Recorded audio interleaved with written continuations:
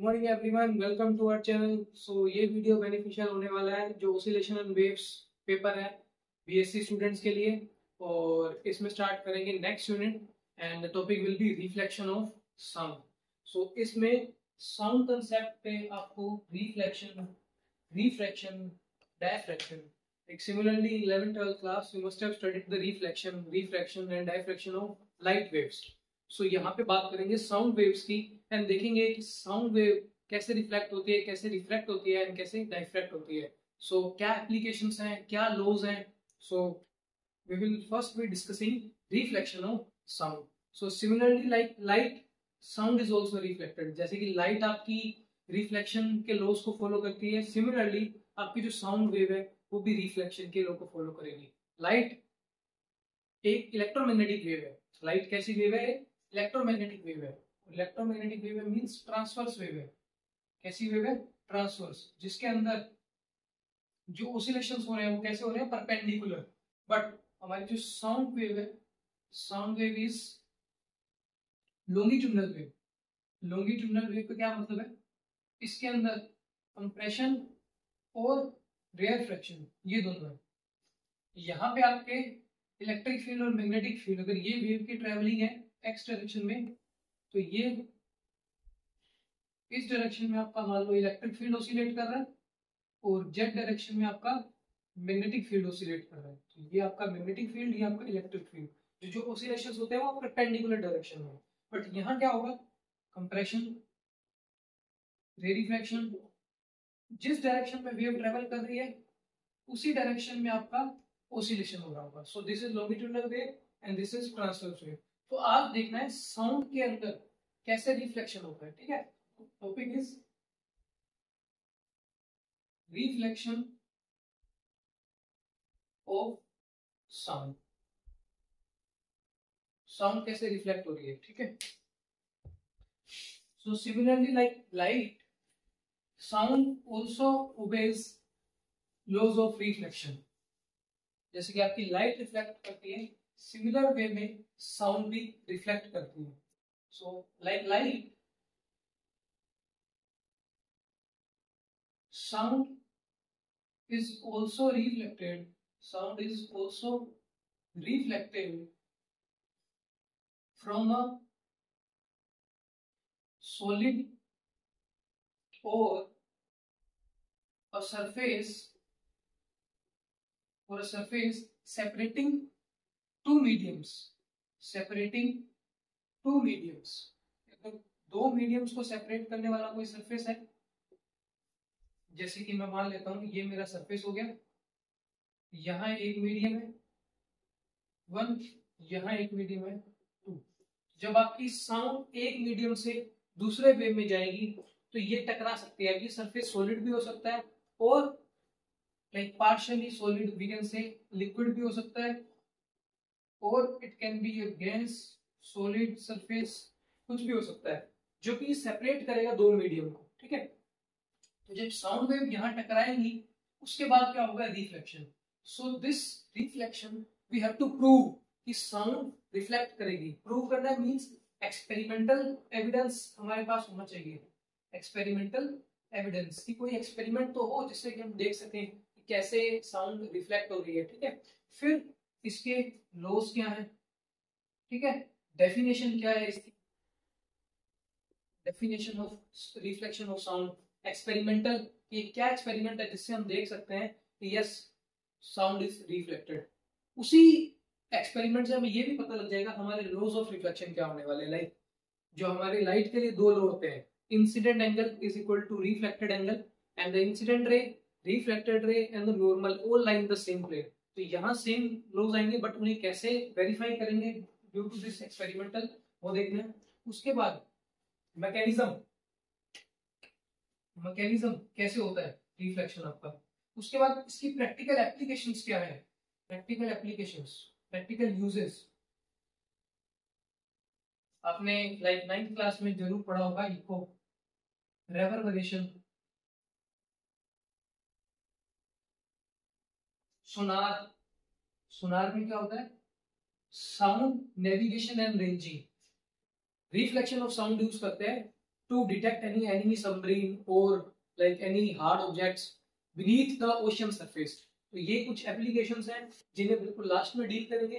उससे पहले हम देखेंगे definition, how sound is reflected with an experiment, and उसके लॉ को हम वेरीफाई करेंगे that this obeys the laws of reflection of light. Same होते हैं दोनों के लिए, लाइट के लिए और साउंड के लिए, बट इसके लिए हमें ये एक्सपेरिमेंट करना होगा विच इज वेरी इंपॉर्टेंट. तो थोड़ा मार्कर में डाल लेते हैं, उसके बाद स्टार्ट करते हैं डेफिनेशन से. आपको ध्यान में है साउंड एक लॉन्गिट्यूडनल वेव है, तो इसके अंदर कंप्रेशन होगा, रेयरफेक्शन होगा. तो टकराने के बाद मान लेते हैं ये इससे टकरा रहा है, मीडियम 2 और मीडियम 1 में जो सेपरेट कर दिए ये वॉल या जो भी सरफेस है, ये जो सेपरेशन है जब इस पे टकराएगी साउंड वेव, तो वो एक कंप्रेशन भी हो सकता है, वो एक रेयर फ्रैक्शन भी हो सकता है. तो टकराने के बाद क्या रेयर फ्रैक्शन ही वापस जाएगा, क्या कंप्रेशन वापस जाएगा, ये सब देखना है. तो ये सब आ जाएगा मैकेनिज्म में. ये क्या है, mechanism. Mechanism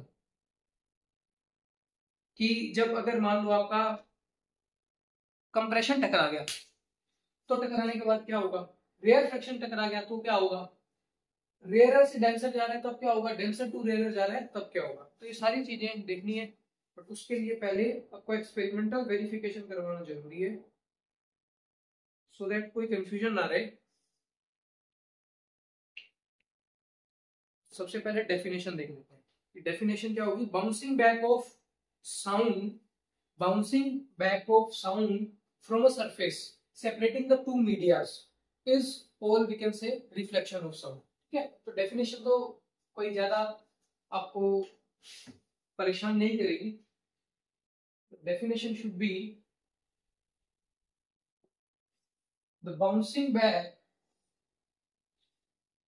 the bouncing back of sound wave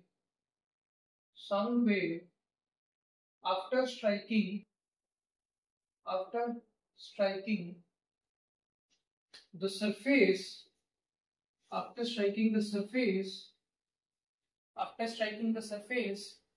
separating the two mediums, separating the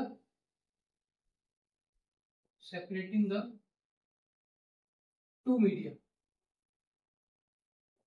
ठीक है, तो बाउंस बैक होके आपके पास अगर वापस आ रही है, that means it is reflection of sound. So it is called reflection of sound. Reflection of sound. क्या एग्जांपल्स होते हैं इसके, ये सब बाद में आएंगे. अब चलते हैं एक्सपेरिमेंटल एविडेंस पे कि कैसे एक एक्सपेरिमेंट के थ्रू हम ये बता सकेंगे कि yes sound is reflected and it obeys the reflection laws. So अब चलते हैं एक्सपेरिमेंटल एविडेंस पे. एक एक्सपेरिमेंटल सेटअप करेंगे और चेक करेंगे कि कब हमारा लॉ वैलिड होगा, कब वैलिड नहीं होगा, क्या रिफ्लेक्शन होगा कि नहीं होगा, उसके बाद लॉ की बात आएगी. तो experimental setup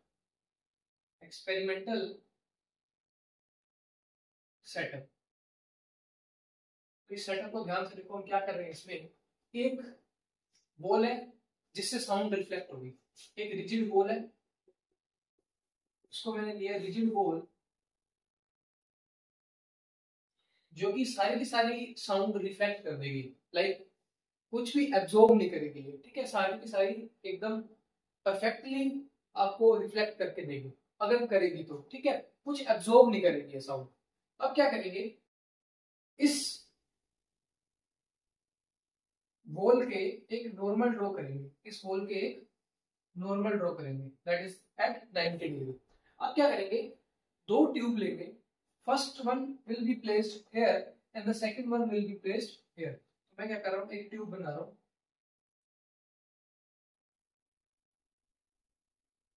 So this is tube 1.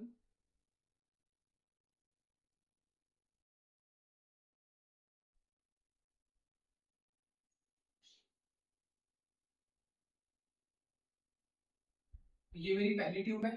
ठीक है, इसमें से तुम ये मानो साउंड वेव्स जनरेट हो रही है,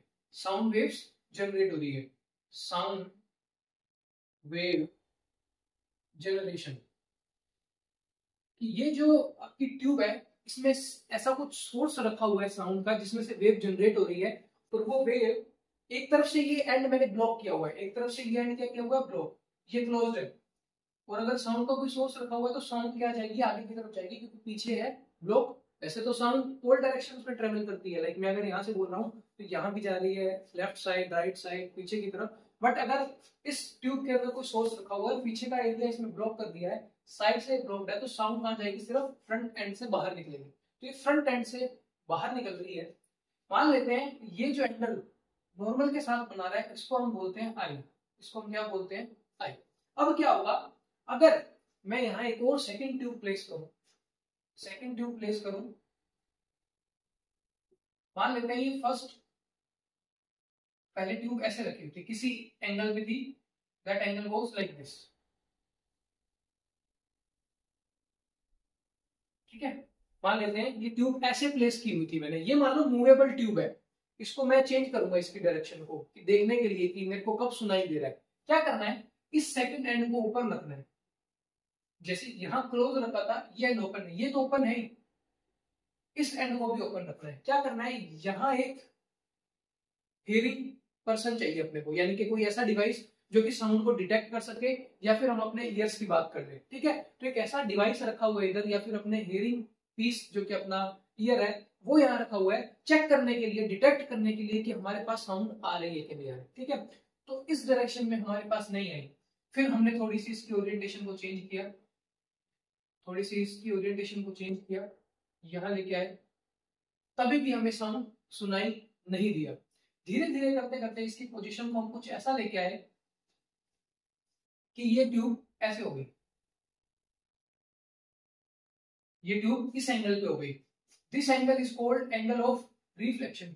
इस एंगल पे, इस पर्टिकुलर एंगल पे जैसे जैसे चेंज कर रहे हैं तो देखो एंगल चेंज हो रहा है, यहाँ एंगल ज्यादा है, यहाँ एंगल कम है, यहाँ एंगल और कम होता जा रहा है, जैसे जैसे इसमें पास लेके आता जा रहा हूँ एक पर्टिकुलर एंगल पे, and that angle was I equal to R. इस एंगल पे जब इंसिडेंस एंगल और रिफ्लेक्टेड एंगल बराबर हो जाते हैं तब हमें यहाँ साउंड रिसीव हुई। ये रिसीविंग एंड है, रिसीविंग एंड। यहां हमें साउंड सुनाई दी, कब सुनाई दी, जब हमारा angle of incidence is equal to angle of reflection. यानी कि यहां से साउंड अगर जनरेट हो रही है और यहां रिसीव हो रही है, इसका मतलब डेफिनेटली इस वॉल से रिफ्लेक्ट हुई होगी, डेफिनेटली इस रिजिड वॉल से, इस रिफ्लेक्टिंग सरफेस से वो रिफ्लेक्ट हुई होगी। रिफ्लेक्ट होने के बाद इस ट्यूब में एंटर की, एंड इस ट्यूब में एंटर होने के बाद एंड ओपन होने की वजह से हमारे को रिसीव हुई और ये साउंड डिटेक्ट हुई। अब अगर ये डिटेक्ट हुई है that means it travels in straight line, it travels in straight line. तो कुछ चीजें जो पता लग रही है, लाइक इस ट्यूब में से साउंड जनरेट हुआ, इस वॉल पे टकराया, उसके बाद इस साउंड इस ट्यूब में एंटर हुआ साउंड, उसके बाद इस एंड पे रिसीव हुआ, ठीक है। तो साउंड एक स्ट्रेट लाइन में ट्रेवल कर रहा है, travelling in straight line, travelling in straight line. अब वैसे तो स्ट्रेट लाइन में ट्रेवल नहीं कर सकता है, अगर मैं यहाँ से कुछ बोल रहा हूँ तो वो स्फेरिकल वे में जा रहा है, लाइक चारों दिशाओं में जा रहा है मेरे पास, ऑल डायरेक्शंस में। बट यहाँ मैंने कुछ अरेंजमेंट ऐसा किया था कि यहाँ डायरेक्शन ब्लॉक, यहाँ ब्लॉक, बैक एंड ब्लॉक, तो ये सिर्फ फ्रंट एंड में जा सकता है स्ट्रेट, फिर उसके बाद टकराने के बाद यहाँ रिसीव हुई। तो ट्रेवलिंग इस केस में हमारे लिए स्ट्रेट लाइन में हो रहा है because we used tubes, because we used thin tubes. तीसरा हमें ये देखने को मिला, ये incident sound, reflected sound and the normal all lies in same plane. ये जो बोर्ड का प्लेन है इसी प्लेन में लाई कर रहा है, so all lies in same plane, all lies in same plane. अभी ये लिखेंगे कि ये लॉस क्या है हमारे रिफ्लेक्शन के लिए, बट एक बार मैं बता रहा हूँ कि इस एक्सपेरिमेंट से हमें क्या मिला, all lies in same plane, all lies in, ये मान लो फर्स्ट, ये सेकंड एंड ये थर्ड, तो ये तीनों चीजें first, second, third, all lies in the same plane. तो इसमें क्या हुआ, एक बार फिर से सेटअप को रिवाइज कर लेते हैं और देखते हैं स्टार्टिंग से कि कैसे इसको रिफ्लेक्शन ने इसको जज किया है। सो यहाँ पे रिजिड वॉल था, this is my reflecting surface, दो ट्यूब्स थी, ये फिक्स ट्यूब इसमें बैक एंड ब्लॉक किया हुआ है, अंदर एक साउंड का सोर्स रखा हुआ है। इस साइड पे एक और ट्यूब रखी हुई है जिसको हम मूव कर सकते हैं, लाइक ये जो एंगल है इसे चेंज कर सकते हैं। First, like it is at angle which is much much greater than this I. मान लेते हैं एंगल ऑफ इंसिडेंस हमारा 30 डिग्री का, 30 डिग्री पे इंसिडेंस हुआ नॉर्मल के साथ, मैंने इसको 60 पे रखा हुआ था पहले, इस एंड पे कोई साउंड रिसीव नहीं हुई मेरे पास, फिर मैंने इसको धीरे धीरे धीरे धीरे कम किया कम किया कम किया, एक ऐसा पर्टिकुलर एंगल आया विच इज 30 डिग्री जहां पे इस एंड पे मुझे साउंड रिसीव हुआ। सो मुझे क्या मिला कि जब मैंने यहां से साउंड जनरेट किया तो after reflection from this surface मेरे पास साउंड रिसीव हुआ। So sound obeys reflection. तो इससे मुझे क्या पता लगा, साउंड ओबेज रिफ्लेक्शन। अब रिफ्लेक्शन तो ठीक है, हमने चेक कर लिया, वेरीफाई कर लिया दैट इट ओबेज, बट अब लॉज भी है, अगर कुछ वो वैलिड करता है या फिर हमारे लिए हर फिनोमिनन के अंदर, देखिए तो मैंने एक सेटअप तैयार किया, ऐसे और अगर सेटअप हो तो क्या कुछ जनरल लॉज हैं जो ये फॉलो करेगा? हाँ। वो फर्स्ट लॉ क्या है, this angle incidence should be equal to this angle of reflection. Like जिस 30 डिग्री पे मैंने इस ट्यूब को सेट किया था, अनदर ट्यूब जो मैंने सेट किया वो 30 डिग्री पे होगी नॉर्मल के साथ, तभी मेरे को साउंड यहाँ रिसीव होगी।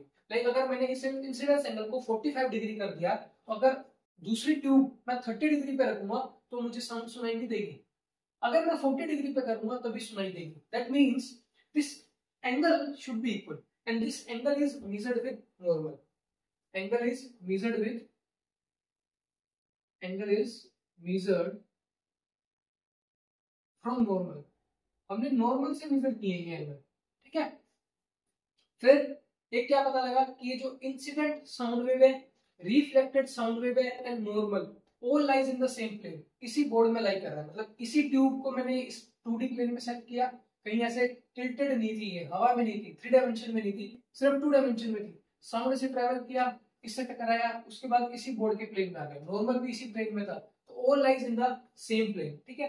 फिर एक और चीज से पता लगी कि ये यहाँ पे स्ट्रेट लाइन में ट्रेवल कर रहा है हमारे लिए, ये जनरल नहीं है, इसीलिए इसको कैंसिल कर देते हैं, और जो हमारे लॉज बनते हैं वो बनता है first and this third.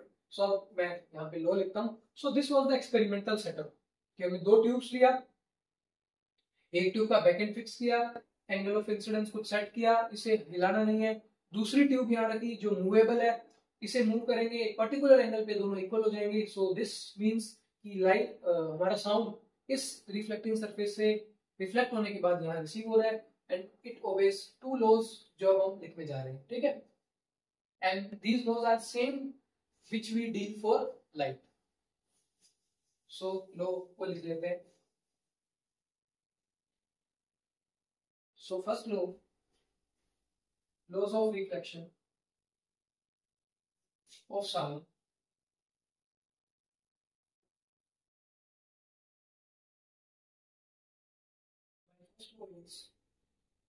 angle of incidence, the angle of incidence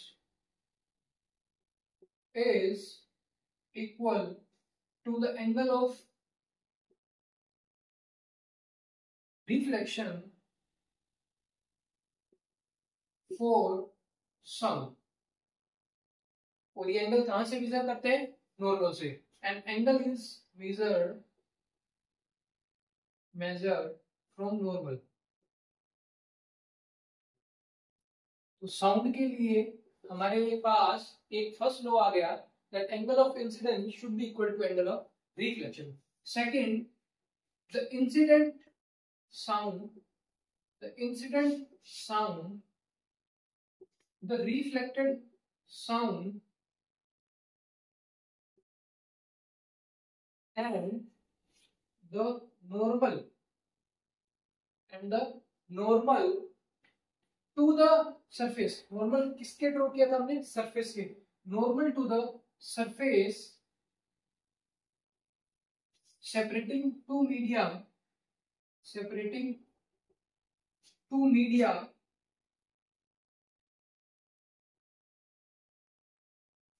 lies in same plane, तो ये 2 लॉज हैं जो कि हमेशा वैलिड होंगे। That means they are called laws of reflection of sound. कि angle of incidence is equal to the angle of reflection where angle is measured from the normal, and the second is the incident sound, the reflected sound, and the normal to the surface separating the two medias lies in the same plane. तो सबसे पहले हमने definition किया तो bouncing back of sound wave after striking the surface of the two media, this is called reflection. उसके बाद हमने इसका एक्सपेरिमेंटल सेटअप किया, उससे वेरीफाई किया that our sound obeys reflection.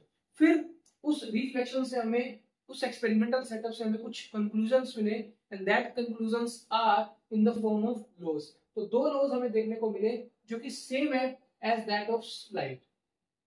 Light की तरह ये भी आपके सेम हो गए. ठीक है, अगर आप इसको नॉर्मल ड्रॉ करना चाहते हो तो कैसे बनाओगे? जैसे हम लाइट के लिए बनाते थे कि हमने यहाँ पे मिरर लेते थे, तो यहाँ मान लो आपके पास एक सरफेस है, रिफ्लेक्टिंग सरफेस, ये मैंने नॉर्मल ड्रॉ किया.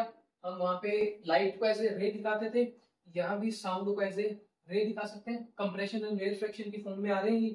Compression, rarefaction, compression, rarefaction, compression, rarefaction. ठीक है, C R C R C R, इस फॉर्म में जाके टकरा रहे हैं. इसलिए टकराने के बाद ये इसी प्लेन के अंदर at equal angle from normal चले जाएंगे, सो रिफ्लेक्ट हो जाएंगे, बाउंस बैक करेंगे. दिस इज, अगर ये एंगल मेरा आई है, सो ये एंगल बन जाएगा मेरा R, and this angle will be equal, and the incident sound, reflected sound and this normal all lies in the same plane. So यहाँ पे ये टकराने के बाद वापस compression,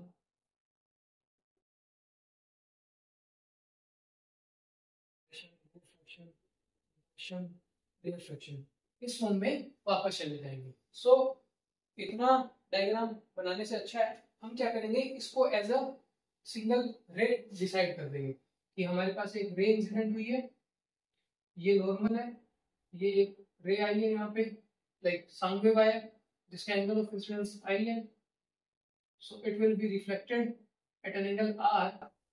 this is incident, this is reflected, all lies in the same plane, and ये दोनों angle क्या है, बराबर. सो ऐसे इसको आप लॉस को डिटरमाइन कर सकते हो, और इसके लिए ये आपका ग्राफ हो जाएगा. अब क्या देखते हैं, प्रैक्टिकल लॉस रह गए इसके, एंड मैकेनिज्म कि अगर कंप्रेशन आ रहा है तो क्या होगा, रेफ्रैक्शन आ रहा है तो क्या होगा. ठीक है, उसके बाद प्रैक्टिकल यूजेस. अगर आपको इसका स्क्रीनशॉट लेना है तो फटाफट ले सकते हो.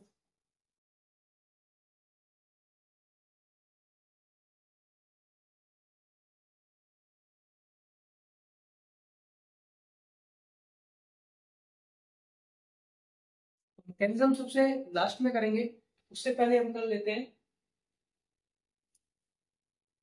हमारा प्रैक्टिकल एप्लीकेशंस, क्योंकि इसके प्रैक्टिकल एप्लीकेशंस काफी इजी हैं. एक तरह से रिवीजन मोड में चलेगा वो, क्योंकि आपने पहले किए हुए हैं, that is echo, reverberation, megaphones, sound boards, कैसे इनमें रिफ्लेक्शन हम यूज करेंगे to make our life easy. ठीक है, सो ये हटा देते हैं, प्रैक्टिकल यूजेस पे आते हैं. एप्लीकेशंस कह सकते हो आप उसको, प्रैक्टिकल यूजेस कह सकते हो, कैसे भी पूछ सकते हो. एप्लीकेशंस,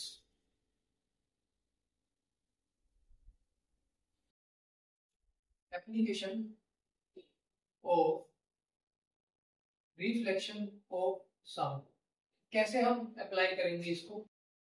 तो फर्स्ट इज एको. वैसे कुछ और फिनोमिनास भी हैं, लाइक एको है, रेवर्बरेशन, साउंड रेंजिंग, जो कि हमारे सुनार मेथड में यूज होगा. ठीक है, सुनार लिख देता हूं यहाँ पे. मेगाफोन्स, जो हमारे लाउड स्पीकर्स होते हैं. फिर कुछ साउंड बोर्ड्स होते हैं जो कि सिनेमा हॉल्स में यूज होते हैं. सिनेमा हॉल्स में आपको बेटर एक्सपीरियंस देने के लिए साउंड बोर्ड भी यूज होते हैं, और रेवर्बरेशन का कंसेप्ट भी यूज होता है. सो सबसे पहले एको पे आते हैं. एको क्या है? एको इज लाइक मेरे पास अगर कोई साउंड का सोर्स है जो कि साउंड जनरेट कर रहा है, सो ये मेरा हो गया सोर्स. ठीक है, और यही इसी के पास एक लिसनर खड़ा है. After striking any solid object, after striking any solid object, अगर साउंड वेव रिफ्लेक्ट होके इसी लिसनर के पास वापस आती है तो क्या होगा, यहीं से सोर्स था, यहीं से साउंड जनरेट हुआ, लाइक लिसनर ही मान लो, लिसनर ने ही साउंड जनरेट किया खुद से, तो कुछ देर के बाद उसे अपनी ही वॉइस वापस सुनाई देगी, उसने खुद ने जनरेट किया साउंड को, कहीं से रिफ्लेक्ट होके किसी सॉलिड ऑब्जेक्ट से रिफ्लेक्ट होके जब उसके पास आई उसे फिर से सुनाई दी, सो दिस इज एको। सो एको के लिए क्या कंडीशन इंपॉर्टेंट है, that the time difference should be greater than 1 second, यानी कि जो मैंने बोला वो टकराने के बाद वापस आया, उसमें अगर टाइम डिफरेंस 1 सेकंड से ज्यादा है then it is called echo. So echo is, it is the reflection of sound in which listener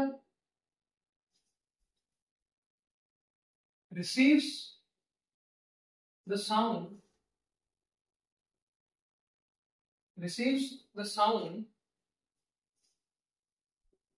with a time difference of more than 1 second,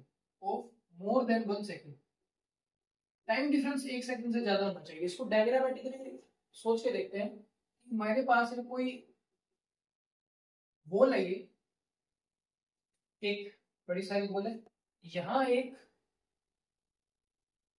person है जो कि साउंड निकाल रहा है, ठीक है, कोई गाना गा रहा है, सिंग कर रहा है, सो ये सिंग कर रहा है, लाउड स्पीकर ले रखा है इसने, उससे सिंग कर रहा है, यहाँ एक बॉल है,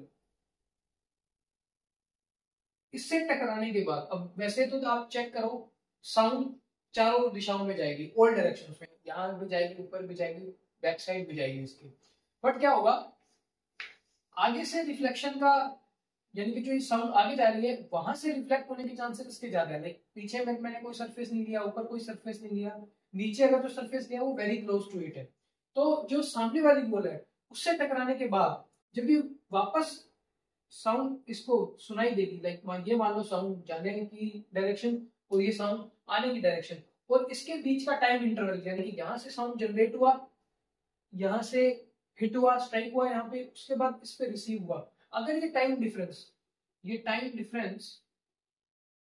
1 सेकंड से ज्यादा होता है देन इट इज कॉल्ड एको। एको में क्या होगा, आपने एक साउंड या वॉइस जनरेट किया, बार बार अगर वो आपको सुनाई दे रहा है, लाइक मैंने कोई नाम बोला और वो मेरे को 2 सेकंड के बाद, 3 सेकंड के बाद, 4 सेकंड के बाद फिर से सुनाई दे रहा है, बार बार सुनाई दे रहा है, so this is called echo.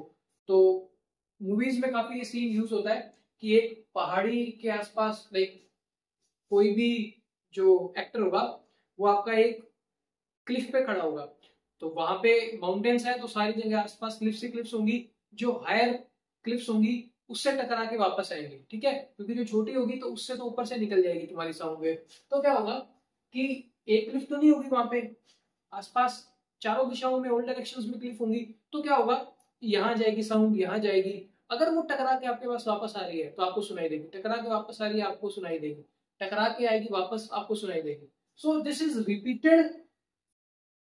repeated or we can say recurring of sound, कि बार बार हमें वो साउंड सुनाई देगी, ठीक है। सो एको के लिए हम ये भी यूज करते हैं, रिपीटेड और रिकरिंग ऑफ साउंड, कि अगर एक ही वॉल है, एक ही ऑब्जेक्ट है, एक ही हिंड्रेंस है जिससे टकराने के बाद वापस आ रही है, तो रिपीटेड नहीं होगा वो फिनोमिनल, लेकिन अगर आप सराउंडेड हो बाय मेनी ऑब्स्टेकल्स और हिंड्रेंसेस जो साउंड को रिफ्लेक्ट कर सकती है, so this will be repeated again and again. So आपने कुछ बोला, वो यहाँ से टकरा के कुछ देर के बाद आ रहा है, ज्यादा दूर पे अगर कोई क्लिफ है तो वहां से टकराने के बाद और ज्यादा टाइम लेगी, so this is called echo. But हाँ ये बात है कि अगर आपने साउंड ही इतना जनरेट नहीं किया, इतनी इंटेंसिटी का, लाइक इतना लाउड जनरेट नहीं किया कि वो टकरा के वापस आ सके, सो वो आपको सुनाई नहीं देगा, इतना लाउड होना चाहिए साउंड की वहां तक पहले पहुंचे, फिर उसके बाद रिफ्लेक्ट हो और आपके पास है, क्योंकि मीडियम में उसकी एनर्जी थोड़ी लॉस होगी, ठीक है। सो दिस इज एको। सो ये यूज करते हैं bats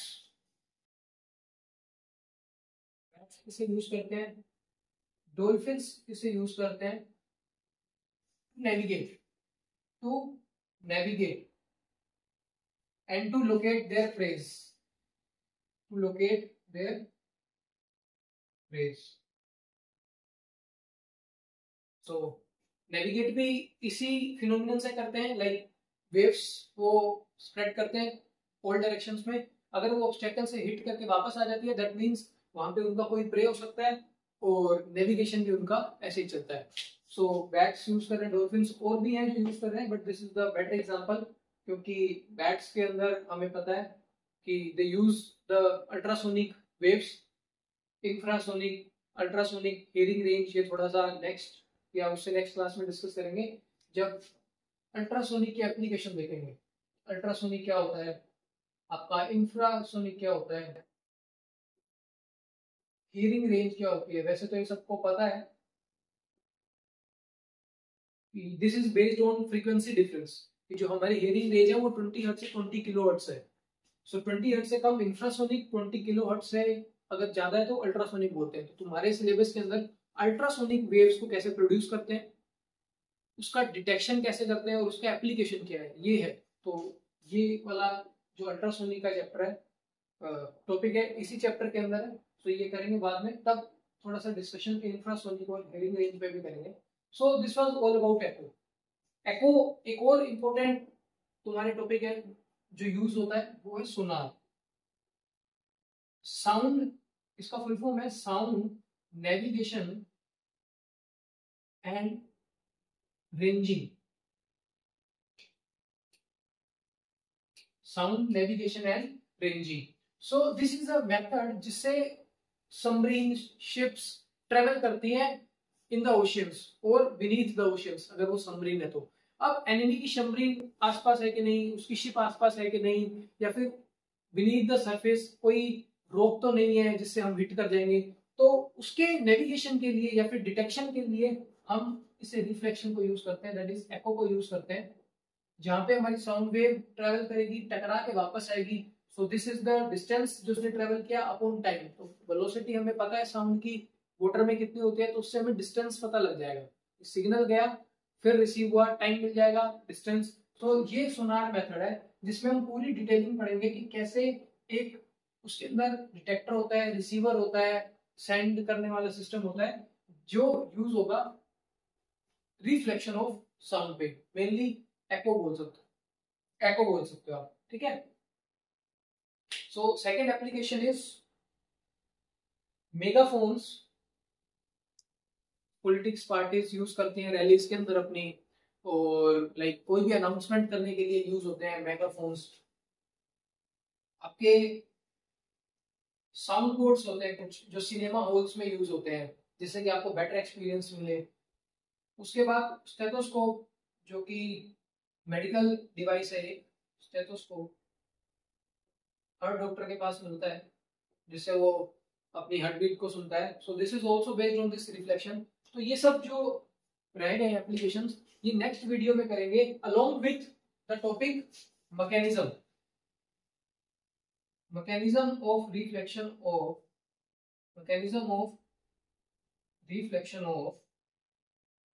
sound, mechanism of reflection of sound, कि कैसे होगा, अगर रेयर से डेंसर में जा रही है तब क्या होगा, डेंसर से रेयर में जा रही है तब क्या होगा, अगर कंप्रेशन वाला हिस्सा टकराएगा तो क्या होगा, रेयर फ्रैक्शन वाला हिस्सा टकराएगा तो क्या होगा, क्या हमारा फेज शिफ्ट आएगा, क्या वेव की इक्वेशन होगी. तो ये चारों टॉपिक नेक्स्ट वीडियो के लिए करेंगे. अगर इस वीडियो में कोई डाउट आ रहा है तो कमेंट बॉक्स में लिख देना. So thank you very much and keep watching the channel.